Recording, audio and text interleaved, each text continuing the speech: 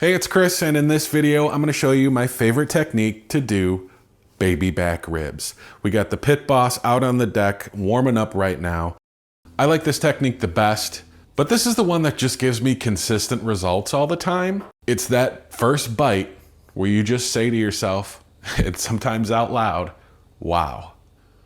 So first step is just to kind of give this a little bit of trim. We're gonna take the membrane off and just kind of look for some loose stuff. You want a good knife, nice sharp knife. This is just kind of the first thing that's sticking out to me. It's just a piece that's just literally hanging off. This is just a standard supermarket rib, right? This is not anything mail order or from a fancy breed. This is just straight up local grocery store chain ribs, right? So I do like to give them a little bit of a bone trim. Like this one at the end is really separated. So I'm gonna go in there, take that right off. And then we'll check this side too, see if any bones are really close to one another or just kind of, you know, not very straight. And yeah, I think we'll kind of take that off. So now that looks a little bit nicer. There's nothing like sticking up. There's not like a huge chunk of fat or anything. Everything looks pretty even, so that's good. Right along the top here, a little meat overhang. Just kind of square that up. And you don't necessarily need to go, you know, super tight with them. They just look a little nicer. You just don't want anything loose hanging off, you know? So it looks nice. And definitely a nice sharp knife helps you with that. Membrane. See if you can find kind of a little piece that you can stick the back of a spoon in or your knife. Nothing's really sticking out, so we gotta kind of make our own slit. So we'll kind of go underneath that thin skin and just try to go in the same direction just so we can get a big enough piece that we can kind of hang on to. So that looks good. So you can see how we kind of pierce that halfway up the rib, and now we can grab onto something here. And it should just peel right off, which this one is. Peeling pretty much right off. Now a technique, if it's slipping, just grab a paper towel, grab a napkin, and it just makes it a little bit easier to grab onto something. It comes right off, right?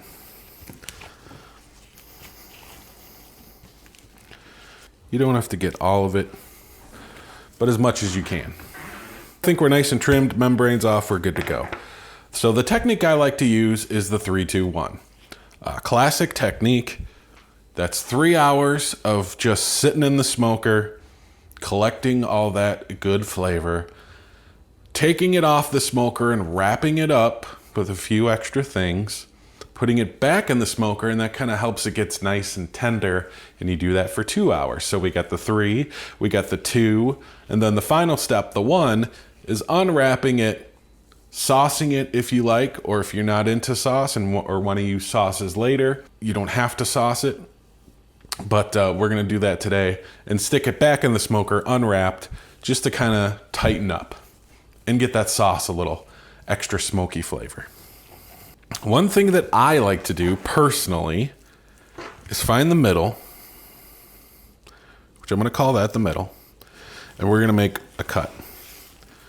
So I like to cut them in half just because it's a little bit more manageable. Now I'm just doing one rack. But if I got people over and I'm doing, you know, 3 or 4 racks of ribs, it just makes it easier to grab half racks when moving them around, when taking them through the different steps, when checking temperatures. It's just a lot easier for me to handle. So that's the reason we do that. So we're gonna flip these over and hit them with a little bit of your favorite rub, just to give them a little bit of seasoning action. And that's one of the reasons I got the plastic wrap kind of all over the counter, just to help with cleanup. So the back side's good. Some people will, some people will hit it with some mustard, a little bit of, mustard on the rib just to help the rub stick. I've done that plenty of times, and I've done it without plenty of times, and I don't think it really needs it. So we'll hit it with more of our rub here.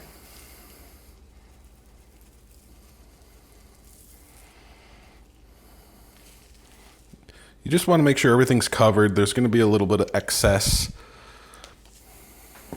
By the way, we're using the Heath Riles Competition Rub.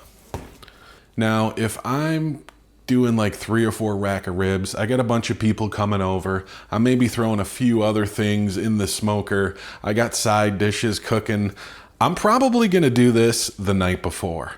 Trim them, cut them, get all of them ready, and then wrap them in plastic wrap foil, put them in a big pan, put them in the fridge, and keep them overnight. So they're just ready to go. It's just a prep that you could do. Does it help with the flavor by keeping them in overnight in the fridge? No. I haven't really noticed anything. So as long as you do it and then maybe give it 10, 15, 20 minutes, like we're going to do here, and then throw them right on the smoker, that's plenty of time. You just kind of want to let that rib start to stick and then be absorbed by the meat. So we're just going to wait for the Pitboss outside to get up to 220 degrees, and we're going to throw these in.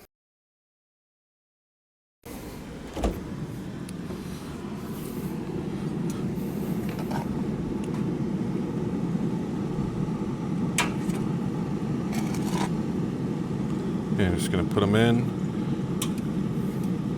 space them out a little bit.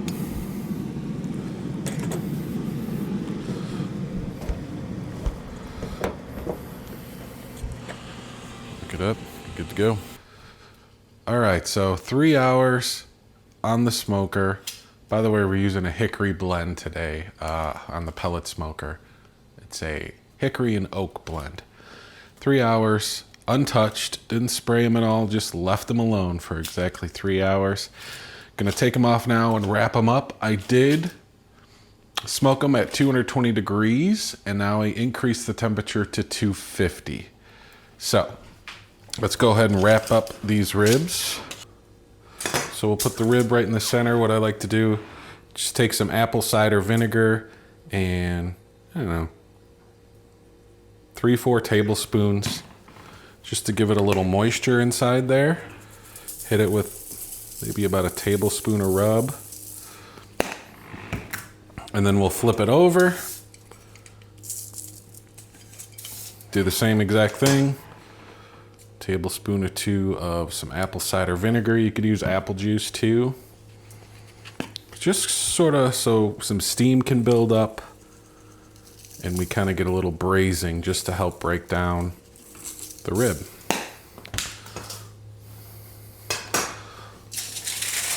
And we'll bring the sides in first. And the long end.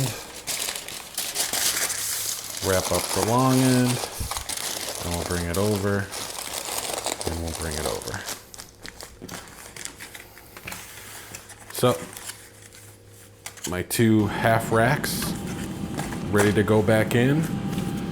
250 degrees now for 2 hours. All right, so 2 hours wrapped. 2 out of the 3 steps are done. These ribs are extremely tender right now. In fact, the first one's split in half. So we're gonna be a little careful. See if we can keep this one together. There we go. If you're new to the whole 3-2-1 method, there's a lot of steps. I mean, there's 3 steps, but there's a lot going on. Full recipe and steps, walk you through it down in the description below. We're going with another Heath Riles product. We're going with the Competition barbecue sauce. So we did the Competition Rub and the Competition sauce. By the way, shout out to the team over at Heath Riles. They sent me over a bunch of rubs, sauces, glazes, It's all good stuff. I can't wait to see how this competition rub and sauce kind of combines on these ribs. So these are gonna go back out onto the smoker for 1 more hour. Let that sauce warm up, catch a little smoke, and kind of give that final layer of flavor. It's finally dinner time. Nice deep red color. Can't wait to dig into them. With that sauce and the rub together, it's given a very nice pepper flavor, which I really like. The sauce just kind of gave it that sweet stickiness to it, but it's not overly sweet. The meat's super tender and fall off the bone, which is the way I prefer it. The seasoning in these ribs, it's so delicious. The smokiness from the oak and the hickory. Oh man, so good. I'm cooking with Chris. I thought I'd share a little barbecue with you today. More of that in the future for sure. We'll also continue to do air fryer recipes. I gotta show you how I do my chili. So a lot more food and fun on the way, so consider subscribing if you're into that. Full breakdown of the 3-2-1 method in the description below. And I'll see you on the next one. Thanks for watching.